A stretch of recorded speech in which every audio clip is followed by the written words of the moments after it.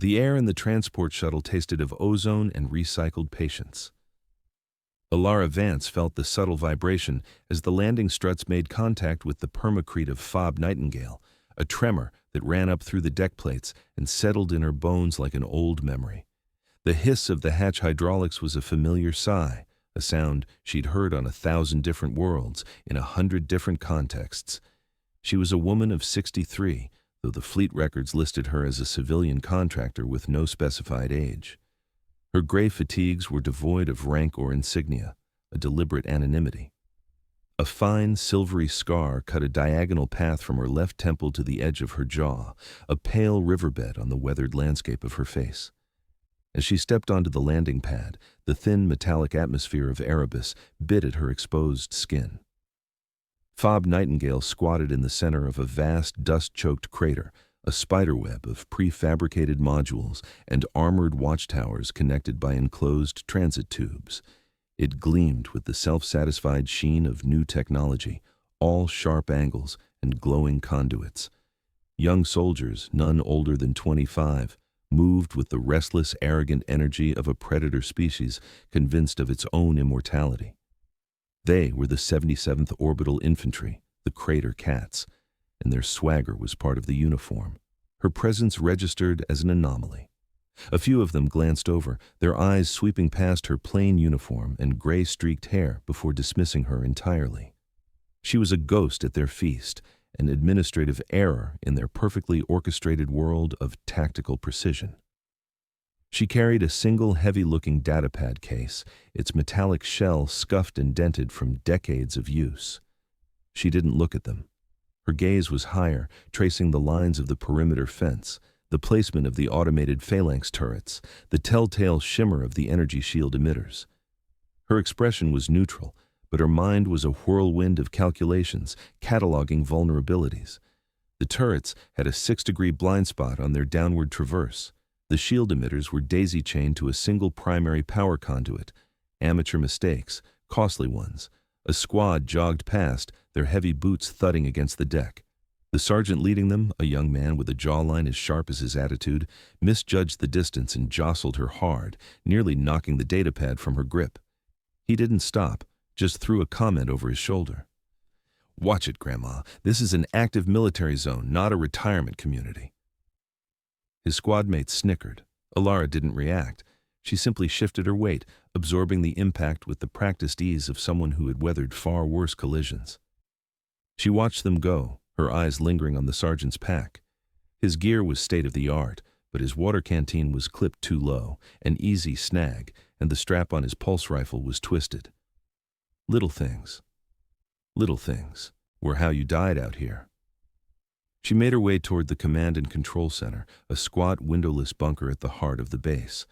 The corridors hummed with the thrum of the base's life support and the low murmur of conversations she wasn't part of. Her assignment was simple, on paper. She was here as a logistics auditor, a title so profoundly boring it served as a form of camouflage. Her job was to assess supply chain integrity and communications redundancy. It was a make-work task given to retired fleet personnel who couldn't quite let go, a way for the bureaucracy to keep them busy and out of the way. At least, that's what everyone believed. The doors to the CNC hissed open, revealing a cavern of cool blue light. A massive holographic display dominated the room, showing a three-dimensional schematic of the moon and the surrounding orbital space. Analysts in high-backed chairs monitored scrolling data streams, their voices a low, steady drone of jargon and status reports. At the center of it all stood Colonel Marcus Thorne. He was a man carved from granite and regulation, his uniform impossibly crisp, his posture a testament to a life spent in rigid command. He radiated an aura of supreme, unshakable confidence in his systems, his men, and himself. He was exactly the kind of officer she'd seen fail 100 times before. She approached the command dais, her soft-soled boots making no sound on the grated floor. She waited. Thorne was focused on the holo display, directing a simulated orbital defense drill. He knew she was there. She saw the flicker of acknowledgement in a subordinate's eyes. But he made her wait, a petty assertion of dominance. Finally, the simulation ended. He turned, his eyes sweeping over her with a look of profound disinterest. "You're the auditor," he stated. It wasn't a question. "Vance." "Yes, Colonel." "No rank, no formal designation?" he asked, a hint of a sneer in his tone. He lived in a world of hierarchies, and she was an unreadable variable. "Vance is sufficient," she replied, her voice calm and even. Thorne gestured vaguely to a young lieutenant hovering nearby. "Lieutenant Davies will be your liaison. He'll show you to a terminal, get you whatever data files you need for your report." The word report was weighted with condescension. "My people are busy running a real operation here, so try to stay out from underfoot. Complete your audit, enjoy the recycled air, and be on the next transport out." The dismissal was absolute. She was a piece of administrative furniture to be tolerated, not engaged with. Before he could turn away, she spoke, her voice cutting quietly through the hum of the CNC. "Colonel, your primary sensor grid has a recursive ghosting issue in the gamma frequencies, and the backup power routing for the northern perimeter is channeled through the same physical conduit as the primary. A single kinetic strike could disable both." The room went silent. The analysts stopped typing. Thorne's head snapped back toward her. His face, a mask of professional boredom moments before, hardened into a wall of defensive pride. Davies looked mortified. "My systems," Thorne said, his voice dangerously low, "were designed by the top engineers at Fleet Command. They have been tested, simulated, and certified as flawless. They are the most advanced defensive systems in the Outer Rim." "Everything flawless has a breaking point," Vance said, her gaze unwavering.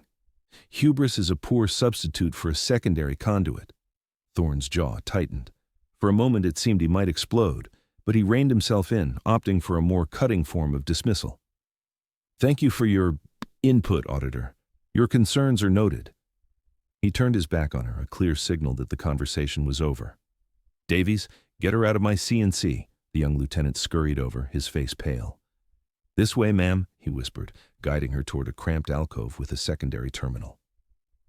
As she passed the main operations pit, she heard the same sergeant from the landing pad, Jasker, his name tag read, mutter to his corporal. "Who does that old crone think she is? Coming in here, telling the colonel how to run his base." The corporal, a woman named Rostova with sharp, intelligent eyes, shrugged. "She's not wrong about the conduit, Kyle. It's a single point of failure." "It's a shielded conduit buried under 10 meters of rockcrete," Jasker shot back. "You'd need a tactical nuke to scratch it. She's just a bitter old desk jockey trying to feel important." Alara sat at the terminal Davies indicated. She didn't log in to look at supply manifests or shipping schedules.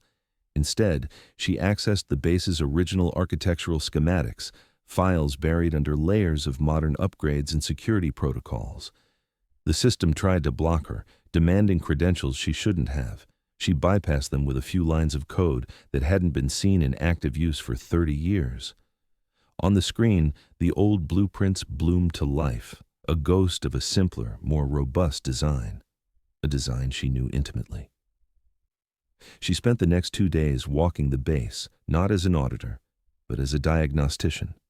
The soldiers saw a strange old woman peering into maintenance shafts, running her hand along power conduits, and staring at the sky for long periods of time. They saw a relic. She saw a tomb, waiting for its occupants.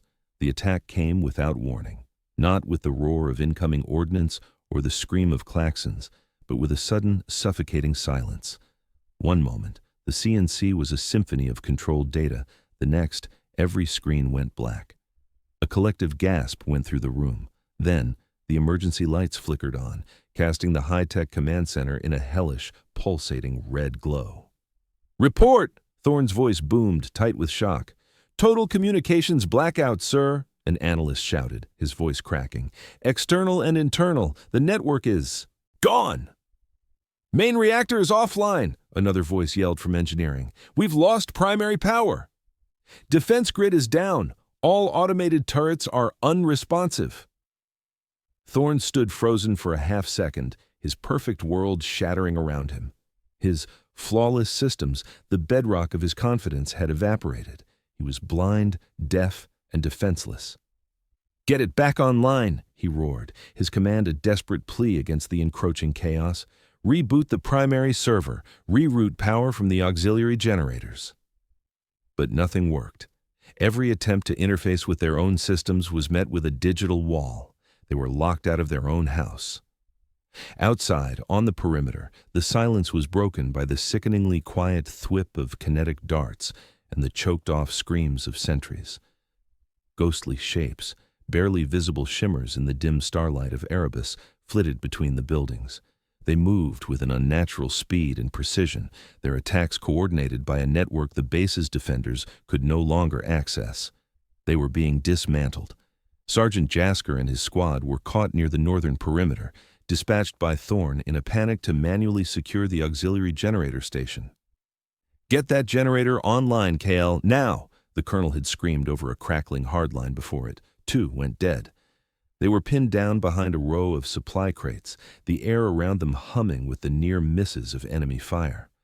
Private Chen, the rookie, was hyperventilating, his pulse rifle firing in uncontrolled bursts at shadows. Corporal Rostova, the tech specialist, had her interface panel open, her fingers flying across the screen, but her face was a mask of frustration.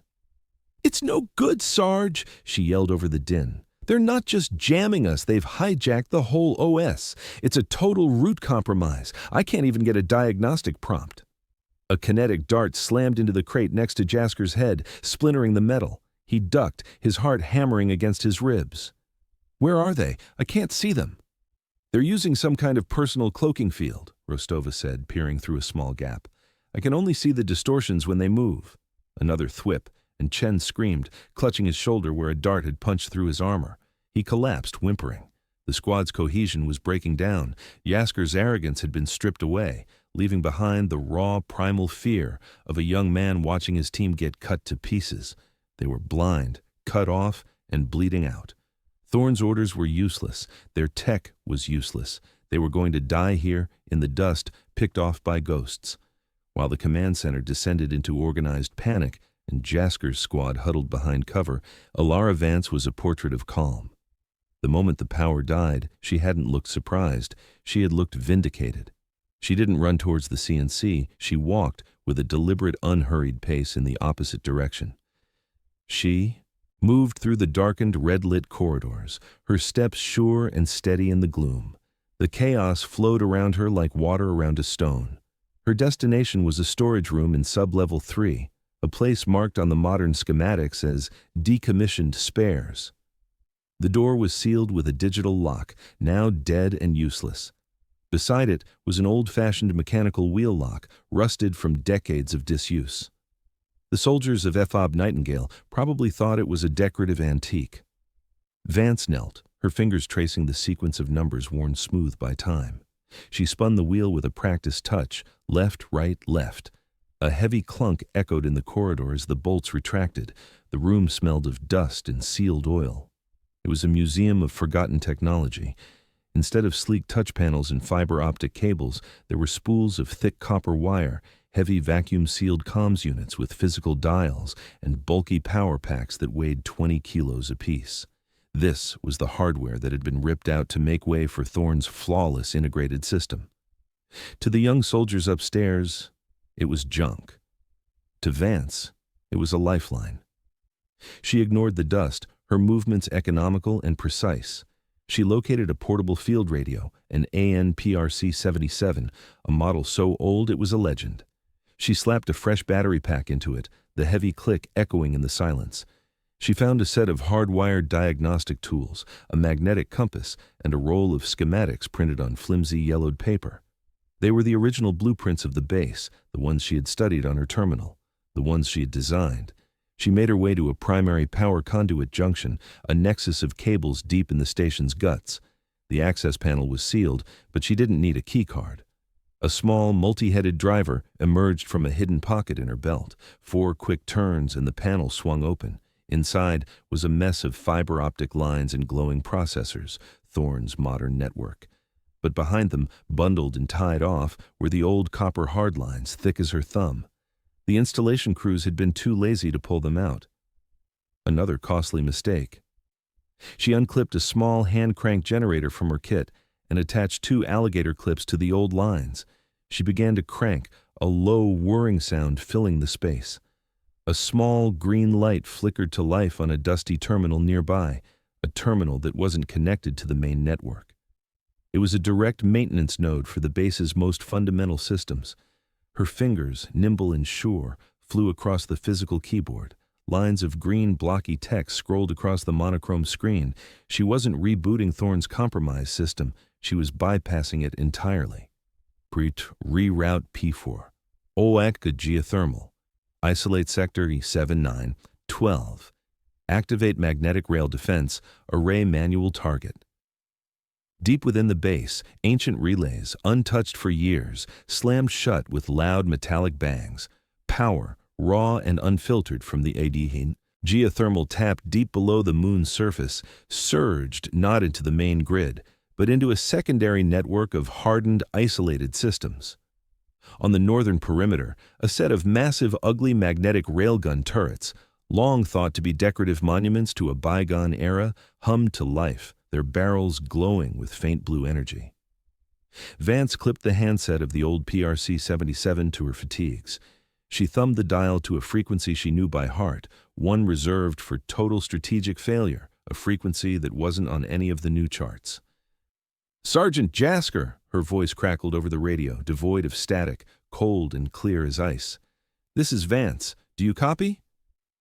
In the middle of the firefight, the unexpected voice startled Jasker so badly he nearly dropped his rifle. His squad's high-tech comms were dead, filled with hissing static. But this voice, it was coming from the emergency radio on Chen's pack, a piece of gear nobody ever turned on. "Who is this?" Jasker stammered, pressing himself against the crate. "How are you broadcasting?" "That's not your concern, Sergeant," the voice replied, sharp and commanding. "Your concern is Conduit 7 Gamma, 5 meters to your front. It contains fire suppression foam. I'm going to overload the circuit to the cloaking device on the enemy drone nearest your position. When I give the word, shoot the conduit. The foam will short out their field. You will have a 10-second window before the drone reinitializes. Rostova, kill the power to your datapad. They are tracking its energy signature to target you. Chen, put a 3-round burst into the support strut at grid reference 2 Alpha 9. The ricochet will force the second drone to move into the open." The orders were insane. They were impossibly specific, impossibly confident. Jasker hesitated, his mind reeling. Who was this woman? How could she see what was happening? "Sergeant," Vance's voice cut through his hesitation, hard as diamond. "Execute, now." Something in her tone, an absolute certainty that defied argument, compelled him. "Do it," he yelled. "Do what she says." Rostova slapped her datapad off. Chen, gritting his teeth against the pain in his shoulder, aimed his rifle where ordered. Jasker took a deep breath and aimed at the conduit. "On my mark," Vance's voice said. 3, 2, 1, mark. Exactly on her word, a section of the ground 50 meters away sparked, a blue flash of light arcing from a buried cable. As if on cue, the shimmer of a cloaked drone flickered violently. "Fire!" Jasker screamed, squeezing the trigger. His shot, followed by Rostova's, tore into the conduit. A thick white foam erupted, blanketing the area. The cloaked drone, caught in the spray, convulsed. Its cloaking field failed in a shower of sparks, revealing a sleek insect-like machine bristling with weapons. For a heartbeat, it was completely exposed. Every rifle in Jasker's squad opened up. The drone shuddered under the impact of a dozen pulse rounds and exploded, showering the area in hot shrapnel. Simultaneously, Chen's burst hit the support strut, and a second drone, which had been creeping up on their flank, jumped back from the whining ricochets, its cloaked form momentarily visible against the dust. It exposed itself for just long enough for the newly activated magnetic railgun on the wall to acquire a target. A white-hot slug, moving at hypersonic speed, tore through the air with a deafening crack. The drone vanished in a silent, expanding fireball. Silence fell. Jasker's squad stared, panting at the wreckage. It had worked. It had worked perfectly. Back in the CNC, Thorne was watching his command disintegrate. Then, a small, secondary monitor, one that usually displayed atmospheric conditions, flickered to life. It showed raw diagnostic text, the same green blocky font Vance was using. MRail defense active, target acquired neutralized. PWR stable at 38%. A young analyst stared at it, his mouth agape. "Sir, someone's in the old system. They've activated the railguns. They're controlling the base's core functions manually." "Who?" Thorne demanded, striding over to the screen. "Who has that clearance? That system was decommissioned 30 years ago." Before the analyst could answer, a voice, Vance's voice, echoed through the room, broadcast over the CNC's local address system, a hardline connection she had patched herself into. "Colonel Thorne," the voice was flat, devoid of emotion, yet it commanded the attention of every person in the room. "The enemy is nested inside your entire digital infrastructure. They are watching you through every optical sensor and listening through every comm link. Your network is a weapon being used against you. I suggest you order a full physical disconnect of the main server hub and switch all squads to analog failsafe channels. I have uploaded the frequency list and authentication codes to your secondary display. You have approximately 15 minutes until the next wave arrives. They will be targeting the geothermal power tap directly this time." Thorne stared at the speaker as if it had grown a head. The quiet, gray-haired auditor he had dismissed so contemptuously was now giving him orders. Orders that were clear, precise, and offered the only glimmer of hope he had had since the lights went out. He looked at the dead black screens of his multi-trillion credit command system, then at the simple green text on the small monitor that showed 2 confirmed kills. Pride warred with desperation. Desperation won. "Do it!" he barked at his staff. "Kill the servers. Get everyone on those analog channels. Now, move!" The fighting continued for another 2 hours, a brutal, close-quarters affair. But the dynamic had shifted. Instead of a sophisticated, all-seeing enemy picking off a blinded and deafened defense force, it was now a more even fight. Guided by Vance's disembodied voice, the soldiers of Fob Nightingale fought with a new purpose. She was their eyes and ears, seeing the battle not through cameras, but through an intimate, ingrained knowledge of the base's structure and the patterns of the enemy's attack. She directed squads through maintenance tunnels to flank enemy positions. She told them which walls were reinforced and which were simple prefabs. She timed power surges to specific sectors, creating deadly electrical traps. She saw the whole board, and she was playing chess while the enemy was playing checkers. The final enemy drone was vaporized by a railgun slug, just as the gray, washed-out light of dawn began to creep over the crater's rim. A tense, exhausted silence settled over the base, broken only by the hiss of extinguished fires and the distant cries of medics. The first wave had been repelled. Jasker's squad, battered and missing one member who hadn't survived, stumbled back into the CNC. Jasker's face was grim, smeared with grime and dried blood, his earlier arrogance burned away by the fires of combat. He saw Colonel Thorne standing by the dead holographic table, his shoulders slumped in a way Jasker had never seen before. He was listening to a handheld analog radio. Vance's voice was coming from it, giving a calm, precise damage control report. Thorne finally keyed the mic. "Vance, where are you? We need to see you in the CNC." "I am in main engineering, Colonel," the radio crackled. "The primary coolant line for the geothermal exchange was damaged. If it is not stabilized before we attempt a full reactor restart, it will rupture." Thorne didn't hesitate. "I'm on my way." He looked at Jasker. "You and your squad with me." They found her in the cavernous engineering bay. The air was thick with the smell of hot metal and ozone. She was perched on a gantry, her small frame dwarfed by a massive power converter that sparked ominously.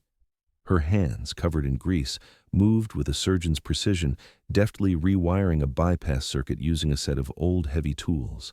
She didn't seem to notice their arrival. Thorne stopped at the base of the gantry, staring up at her. The fury and confusion had been replaced by a raw, desperate need for answers. "Who are you?" he demanded, his voice echoing in the vast chamber. "Not what the manifest says. Who are you, really?" Jasker stepped forward, his expression a mixture of shame and belligerence. The man who had mocked her was gone, replaced by a soldier who had been saved by her. But the question still burned in him. "We need a rank and designation, Auditor," he said, the word now dripping with a confused irony rather than simple scorn. Alara Vance finished twisting a final wire, her movements unhurried. She carefully capped the connection, her work complete. Only then did she turn. She wiped her greasy hands on a rag, her movements slow and deliberate. She looked down from the gantry, her gaze passing over Thorne before settling on Sergeant Jasker. Her eyes, which had seemed merely tired before, now held the weight of years and battles he couldn't possibly comprehend. "My last active designation was Prometheus," she said, her voice quiet but carrying to every corner of the bay. "I was the chief architect for the fleet's black site protocols.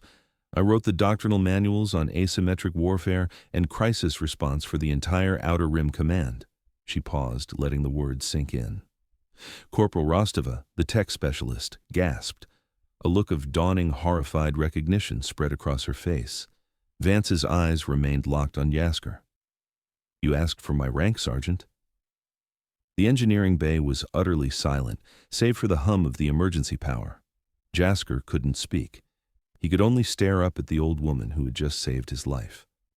"When I was medically retired from active command," Vance continued, her voice as flat and hard as Durasteel, "my rank was base general.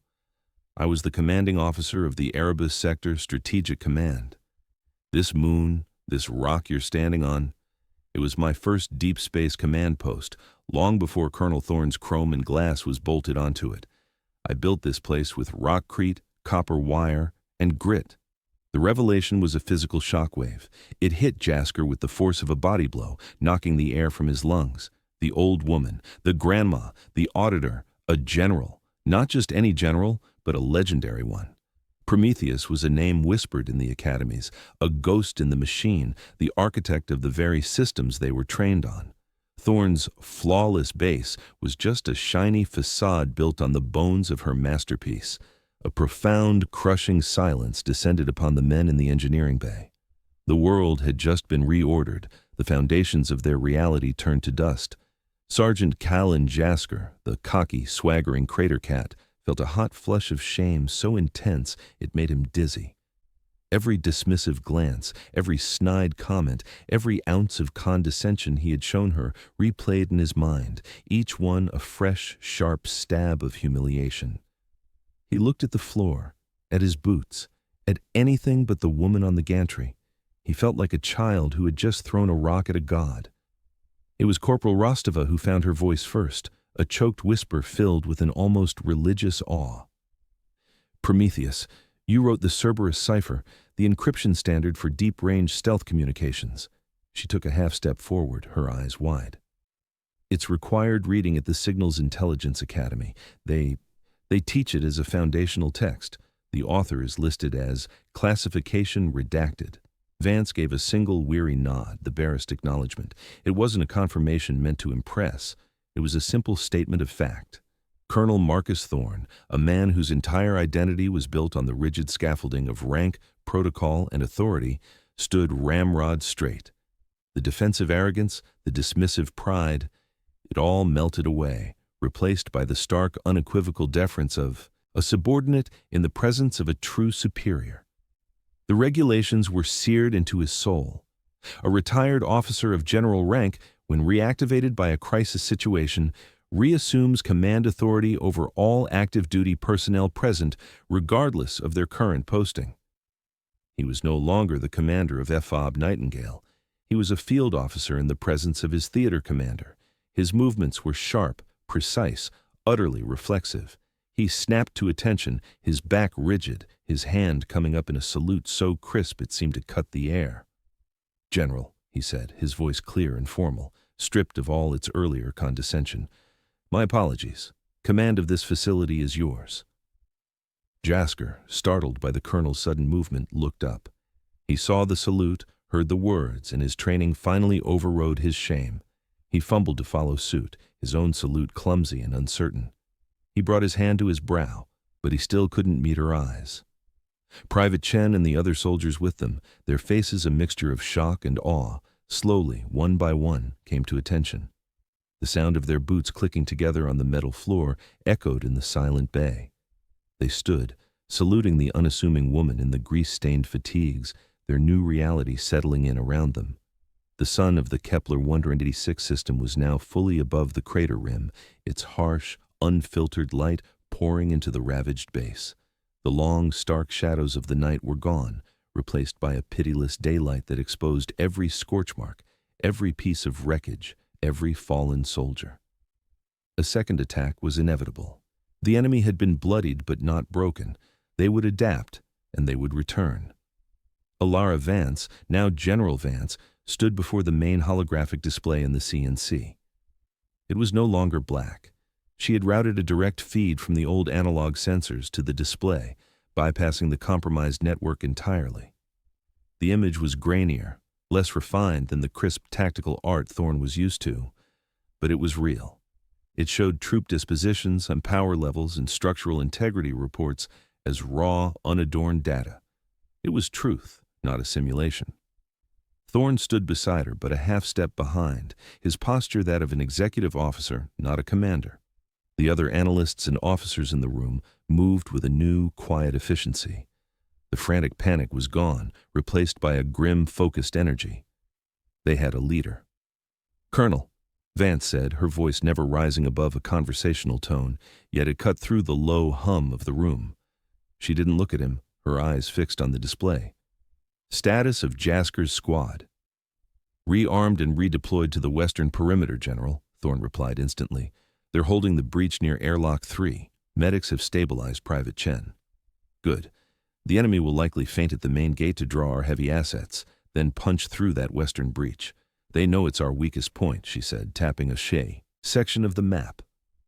"I want Rostova's engineering team to rig a cascading explosive charge along that entire corridor.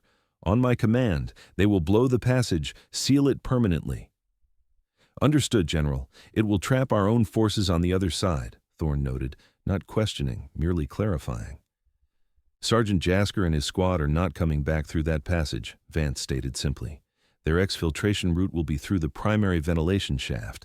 It's a longer path, but it will bring them out behind the enemy's main assault line. Once the breach is sealed, they will become a flanking force." It was a risky, unorthodox plan, sacrificing a section of the base and sending a single squad on what could easily be a suicide mission. But it was also brilliant. Thorne saw the geometry of it instantly. He just nodded. "I'll relay the orders." As Thorne moved away to carry out her commands, Sergeant Jasker approached the command dais. He walked with a hesitation that was entirely new to him. He stopped a few feet from Vance, saying nothing. He held a simple toolkit in his hands. He watched for a moment as she worked, her fingers dancing across a datapad she had hardwired into the old system, rerouting energy flows and coordinating fire missions. Without a word, Jasker knelt down. He opened the toolkit. He took out the heavy grease-stained tools she had left on the console. One by one, he began to clean them with a small, oil-soaked rag. He wiped the grime from the hydrospanner, polished the head of the sonic driver, and arranged them on a clean cloth with the same meticulous precision he normally reserved for the components of his sniper rifle. It was a silent, humble act, an apology offered in the only language he had left. It was an act of service, the penance of a soldier for his commanding officer. Vance didn't turn or speak to him. Her focus remained entirely on the unfolding battle. But for a fraction of a second, her fingers paused over the datapad, and the rigid line of her shoulders softened almost imperceptibly. She had seen. She understood. The rising sun cast her silhouette against the glowing tactical map. The old, forgotten general, the ghost from the history books, stood her watch. Her scarred hands, one moment delicately recalibrating a shield harmonic, the next decisively marking a target for annihilation, moved with the quiet confidence of a master at her work. The base she had built, which had forgotten her, now breathed in time with her commands. Fob Nightingale was hers again, and under the dawn of a hostile sky, it would hold.